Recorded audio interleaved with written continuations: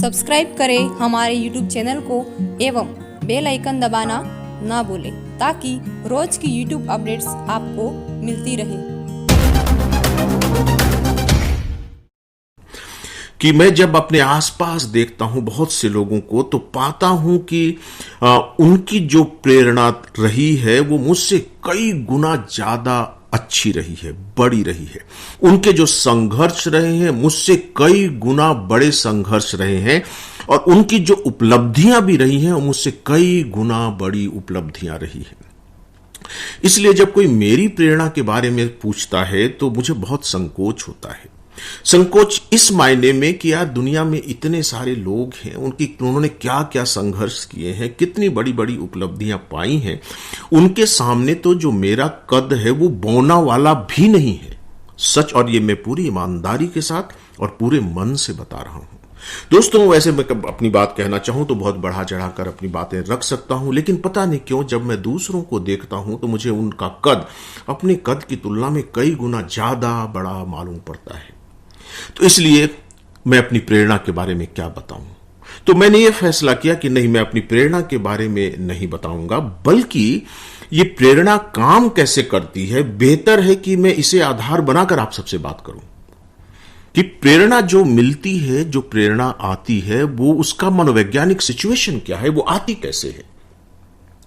दोस्तों, ऐसा बिल्कुल भी नहीं है कि आपके सामने, आपके चारों तरफ, आगे पीछे, ऊपर नीचे प्रेरणाएं बिखरी हुई नहीं है। प्रेरणाएं बिखरी हुई हैं, अनंत प्रेरणाएं बिखरी हुई हैं और पल पल में प्रेरणा से संबंधित घटनाएं घटित हो रही हैं। मजेदार बात यह है कि आपकी आंखें उन्हें देख रही हैं, आपका दिमाग उन्हें समझ रहा है और कुछ देर के लिए आपका मन उन्हें स्वीकार भी कर रहा है और स्वीकार करने के बाद आप इतने उत्तेजित हो उठते हैं कि आप संकल्प भी ले लेते हैं कि नहीं, मैं ऐसा करूंगा। आप बताइए कि क्या ऐसा नहीं है। YouTube पर आप देखिए, YouTube पर पता नहीं कितने प्रेरणा से संबंधित, उसे मोटिवेशनल कह लीजिए, कितने सारे लेक्चर पड़े हुए हैं। लोग पूरे तामझाम के साथ आते हैं, पूरा का पूरा हॉल भरा हुआ है। उनके पहुंचते ही हॉल बिल्कुल तालियों की गड़बड़ाहट से बिल्कुल गूंज उठता है और आते ही वो हाथ उठा करके पता नहीं क्या क्या करते हैं। हम दुनिया में ये कर डालेंगे, आप क्या नहीं कर सकते, आप वो कर सकते हैं। खूब जोशीले अंदाज में बोलते हैं, एक नहीं ज्यादातर आपको ऐसे मिलेंगे। और उनको देखने के बाद, सुनने के बाद डेफिनेटली हम में भी जोश आ जाता है। उनमें से मैं भी हूं, मुझे भी जोश आ जाता है और लगता है यार कि कितनी जबरदस्त बात कही जा रही है कि वास्तव में हम भी ऐसा कर लेंगे। एकदम अंदर से उफान, उबाल जैसा आता है। हमें अच्छा लगता है, अच्छा लगना भी चाहिए। जो बातें की जाती हैं वो बहुत अच्छी अच्छी बातें ही की जाती हैं।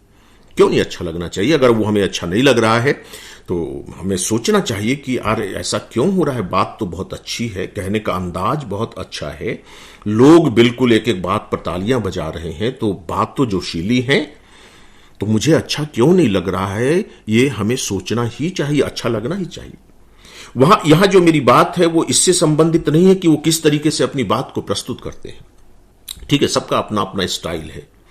यहां जो मेरी चिंता है वो ये है कि हमें जब वो चीजें इतनी जोशीली लग रही हैं, हमारे ऊपर जब उनका इतना जबरदस्त प्रभाव पड़ रहा है, तो वो प्रभाव हमारे अंदर टिकता क्यों नहीं है।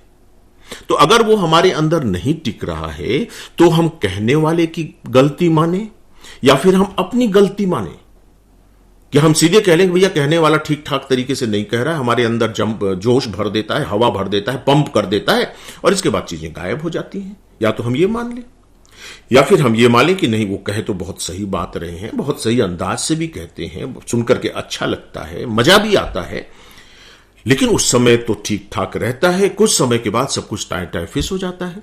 तो कहीं हमारे ही अपने मैकेनिज्म में तो कोई गड़बड़ी नहीं है? मतलब दो में से एक ही चीज हो सकती है। तो सच पूछे तो इन्हीं तथ्यों को दिमाग में रखने के बाद मैंने इसको आधार बना करके कि मुझे कहां से प्रेरणा मिली है, मैंने उसको ऑब्जर्व किया कि मुझे कहां कहां से प्रेरणाएं मिली। तो वो कहानी किस्सों की तरह है, उन्हें मैं भी गिना सकता हूं कि यहां से यहां से यहां से। लेकिन जब मैं उन्हें एक साथ रख करके और उनका विश्लेषण करने लगा कि यार इतनी सारी घटनाएं घटित हुई जीवन में, तो यही क्यों याद है। आप देखिए कि जिंदगी में आपके रोजाना कितनी घटनाएं घटती हैं, तो यही क्यों याद है। इसके 5 साल के बाद की यह घटना घटी तो फिर ये क्यों याद है। 5 साल के बीच में तो और बहुत सी घटनाएं घटी हैं, तो यही क्यों याद है। और इसके बाद 2 साल के बाद घट रही है, तो फिर यही क्यों याद है? तो फिर मैंने सोचने की कोशिश की कि क्या ये जो तीनों घटनाएं 10 साल के अंतराल में या 7 साल के अंतराल में जो भी कह लीजिए घटी हैं, क्या इनके बीच में कोई लिंक है? इनके बीच में क्या कोई संबंध है, या कोई ऐसा धागा है जो इन तीनों को एक में जोड़ करके रखे हुए है? तो मुझे वो भी पकड़ में आ गया कि हां, नहीं, इनके बीच में लिंक है। तो फिर ये लिंक बना कैसे? ये लिंक अगर बन गया तो फिर टूटा क्यों नहीं? तो दोस्तों, इन्हीं सब पर विचार करते करते करते करते मेरे दिमाग में जो सिद्धांत के रूप में आया है, इनफैक्ट सच पूछिए तो अपनी प्रेरणा को मैं इसी रूप में आपके सामने रखने की कोशिश कर रहा हूं। यह मेरी प्रेरणा नहीं है, मैंने अपने प्रेरणाओं के जो विश्लेषण किए, गहराई में जाकर के विश्लेषण करने के बाद मुझे जो निष्कर्ष मिले, केवल उन निष्कर्षों को मैं आपके सामने रख रहा हूं, बस, और कुछ भी नहीं। और उसके पीछे रीजन है। उसके पीछे रीजन ये है, मुझे ऐसा लगता है कि जैसे मान लीजिए कि मैं एक गणित का टीचर हूं और मुझे आप बहुत पसंद करते हैं, मैं बहुत अच्छा गणित पढ़ाता हूं और मेरे पढ़े हुए स्टूडेंट टॉप करते हैं, बहुत अच्छे नंबर लाते हैं, राइट? लेकिन मैं करता क्या हूं? मैं करता यह हूं कि उन्हें गणित रटवा देता हूं। मुझे मालूम है कि ये जो 20-30 तरह के गणित हैं, यही गणित परीक्षा में पूछ लिए जाते हैं, तो मैं अपने स्टूडेंट को गणित रटवा देता हूं, एकदम प्रैक्टिस करा करके, जैसे बहुत से आईआईटी यही करते हैं, खूब प्रैक्टिस कराते हैं, क्वेश्चंस की खूब प्रैक्टिस कराते हैं और उनमें से क्वेश्चन आ जाते हैं। तो वहां तो आप नंबर ले आते हैं।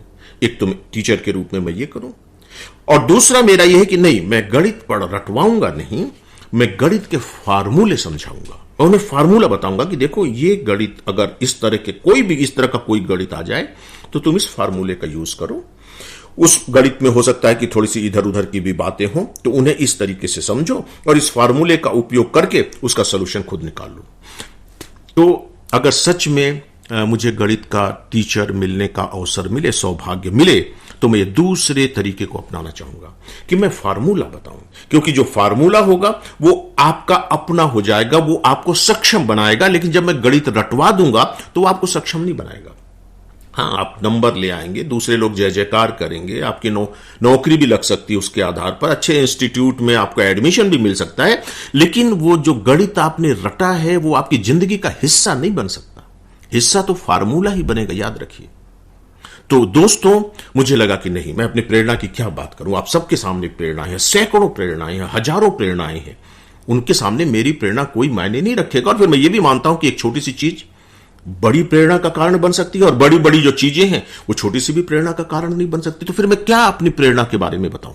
तो दोस्तों, मैं आप सबसे प्रेरणा का जो फार्मूला हो सकता है उसके बारे में बातें करूंगा, और उसी की पृष्ठभूमि के रूप में मैंने चुंबक के बारे में कल आप सबसे बातें की थी, लेकिन चूंकि अब आज वक्त नहीं है, इसलिए आप सबसे विदा चाहूंगा इस एश्योरेंस के साथ कि कल हम लोग इस पर और आगे बातें करेंगे।